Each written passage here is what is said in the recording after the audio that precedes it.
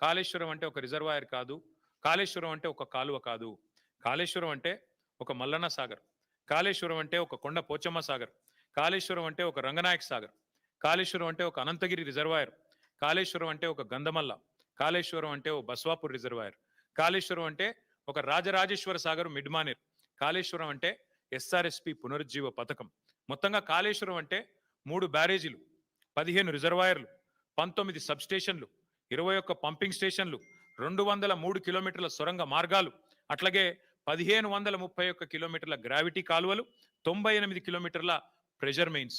కాళేశ్వరం అంటే 141 టీఎంసీల storage capacity, 530 మీటర్లకి నీళ్ల ఎత్తిపోతల పథకం, multi stage lift irrigation project, ప్రపంచంలోనే అతిపెద్ద లిఫ్ట్ ఇరిగేషన్ ప్రాజెక్ట్ కాళేశ్వరం. ఇది వాస్తవం. కాళేశ్వరం ద్వారా ఇప్పటిదాకా 1 కాదు 2 కాదు, ఏకంగా 240 టీఎంసీల నీటి వినియోగం జరిగింది. ఇది అక్షర సత్యం. దానివల్ల 20 లక్షల ఎకరాలకి మనం ఏం చెప్పడం కాదు. శాసనసభలో అక్బరుద్దీన్ ఓవైసీ గారు అడిగినారు, మీరేమో కాళేశ్వరం ద్వారా 1 ఎకరానికి నీళ్లు రాలేదని చెప్తున్నారు, మరి మీరిచ్చిన పుస్తకంలోనే 20 లక్షల ఎకరాలకు నీళ్లు ఇచ్చినట్టుగా ఉన్నది, ఏది నమ్మాలా? మీ ప్రభుత్వానికి కనీసం కుడి చేయికి ఎడం చేయికి సయోధ్య ఉన్నదా అని స్వయంగా ఇవాళ మీ మిత్రపక్షంగా వ్యవహారం చేస్తున్న అక్బరుద్దీన్ ఓవైసీ గారు కూడా అడిగే పరిస్థితి వచ్చింది అంటే మీరు అర్థం చేసుకోండి. అట్లాగే అక్బరుద్దీన్ ఓవైసీ గారు అడిగినారు మొన్న, కాళేశ్వరం ఏదో కొట్టుకుపోయిందని మీరు అంటున్నారు, కానీ అక్కడ 12 లక్షల క్యూసెక్కుల వరద వచ్చినా నిక్షేపంలాగా ఉన్నది కదా బ్యారేజీ, మీరు అన్నట్టుగా ఏం లేదు, మీరు చెప్పేది తప్పు అనే మాట కూడా అక్బరుద్దీన్ ఓవైసీ గారు అడిగినారు.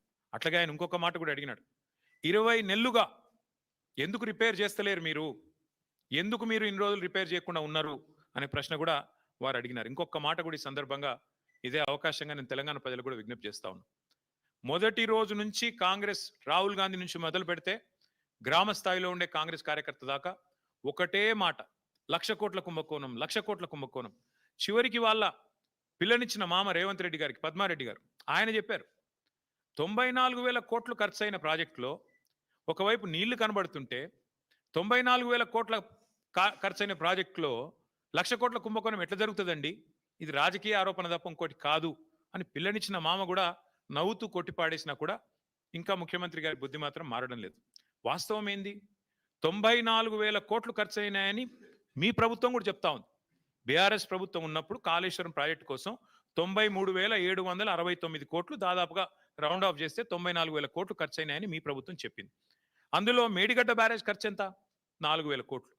4,000 కోట్లలో మన హరీష్ రావు గారు వివరంగా చెప్పినారు, ఏది శాసనసభలో 4,000 కోట్లలో భూసేకరణకు ఎంత అయింది, రిటైనింగ్ వాల్స్ కన్స్ట్రక్షన్కి ఎంత అయింది, ఓన్లీ ఆ బ్యారేజ్ ఏదైతే సిమెంట్ స్ట్రక్చర్ ఉందో దానికి ఎంత అయింది లెక్క తీస్తే మరి 85 పిల్లర్లు ఉండే ఆ బ్యారేజ్ ఖర్చు అయింది 1,500 2,000 కోట్లు. అందులో ఎన్డీఎస్ఏ రిపోర్ట్లు కూడా ఏం చెప్పినారు, కేవలం 7th బ్లాక్ ఒక్కటి పునర్నిర్మాణం చేస్తే చాలు అని చెప్పారు. మరి 7 బ్లాకుల్లో ఒక్క బ్లాక్ దెబ్బతింటే ఆ మొత్తం 7 బ్లాక్లకు 1,500 2,000 కోట్లు ఖర్చు అయింది అనుకుంటే ఒక బ్లాక్ కోసం ఎంత అవుతుంది? 250 300 కోట్లు ఖర్చు అవుతుంది. ఆ 250 300 కోట్లు కూడా ₹1 కూడా ప్రభుత్వం పెట్టే అవసరం లేదు, ₹1 కూడా ప్రజల సొమ్ము వృధా చేసే అవసరం లేదు. ఆ ఏజెన్సీయే నేను కడతానంటూ ముందుకు వచ్చింది. మరి ఇవాళ నేను ముఖ్యమంత్రిని, రాష్ట్ర ప్రభుత్వాన్ని అడుగుతున్నా, ఎక్కడైంది వృధా ప్రజల సొమ్ము? ఆ ఏజెన్సీ మళ్ళీ తిరిగి పునర్నిర్మాణం చేస్తానంటుంటే 2 ఏళ్లుగా దాన్ని పండబెట్టింది మీరు, పడావ పెట్టింది మీరు, కిందికి నీళ్ళని తీసుకుపోయి బనకచర్ల కట్టుకోవడానికి ఫెసిలిటేట్ చేస్తున్నది మీరు. ₹1 ప్రజా సొమ్ము కూడా దుర్వినియోగం కాలేదు అని మొదటి నుంచి మేము చెప్తున్న మాట ఇవాళ మళ్ళొక్కసారి రుజువు అవుతా ఉంది.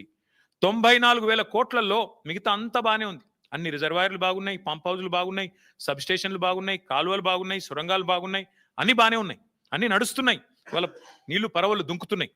మా వాళ్ళు నిన్నగాక మొన్న అక్కడ పోయి జలాభిషేకాలు కూడా చేసినారు. ఇవన్నీ ఇట్లా ఉంటే 94,000 కోట్లలో 250 కోట్లు మళ్ళీ నష్టం జరిగితే దాన్ని ఆ ఏజెన్సీయే పెట్టుకుంటానని ముందుకొస్తే ఇవాళ 1,00,000 కోట్ల కుంభకోణం అని అబద్ధాలు ప్రచారం చేసినందుకు ముఖ్యమంత్రి రేవంత్ రెడ్డి గారు, కాంగ్రెస్ పార్టీ ముక్కు నేలకు రాసి ఈ రాష్ట్ర ప్రజలకు క్షమాపణ చెప్పాలి. ఒకవైపు గోదావరి నీళ్లను వాడుకుంటూ, ఒకవైపు గోదావరి నీళ్లను, కాళేశ్వరం ద్వారా వచ్చిన నీళ్లను ఇవాళ హైదరాబాద్లో మూసీకి అనుసంధానం చేస్తున్నామని చెబుతూ మరొక వైపు ఈ రకంగా చిల్లర ప్రచారం చేస్తున్నందుకు, ఆ కాళేశ్వరాన్ని కేసీఆర్ గారిని బదనాం చేస్తున్నందుకు ముక్కు నేలకు రాసి క్షమాపణ చెప్పాలి అని మేము డిమాండ్ చేస్తా ఉన్నాం.